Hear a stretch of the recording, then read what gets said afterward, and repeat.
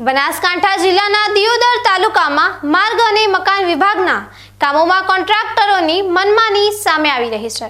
મોજરૂથી ડુચકવાડા ગામને જોડતા 4 કિલોમીટરના નવીન માર્ગના કામમાં મોટા પાયે ગેરરીતિ આચરવામાં આવતી હોવાની ફરિયાદો ઉઠી છે। રાજ્ય સરકાર દ્વારા છેવાડાના ગામડાઓને પાકા રસ્તાથી જોડવા માટે લાખો રૂપિયાની ગ્રાન્ટ ફાળવવામાં આવે છે, પરંતુ અહીં કોન્ટ્રાક્ટર અને સુપરવાઇઝરની મિલીભગતથી સરકારના નાણાંનો વેડફાટ થઈ રહ્યો હોય તેવું લાગી રહ્યું છે।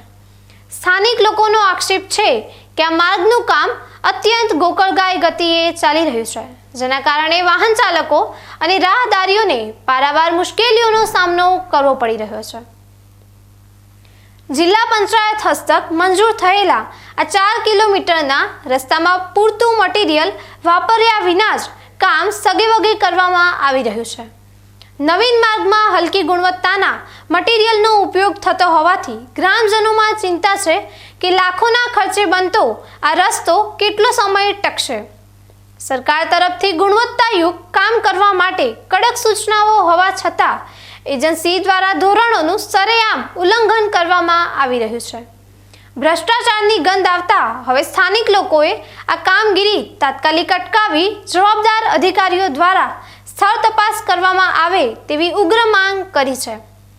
આમ દિયોદરના મોજરૂ અને ડુચકવાડા વચ્ચે બની રહેલો માર્ગ અત્યારે વિવાદોના વમળમાં ફસાયો છે।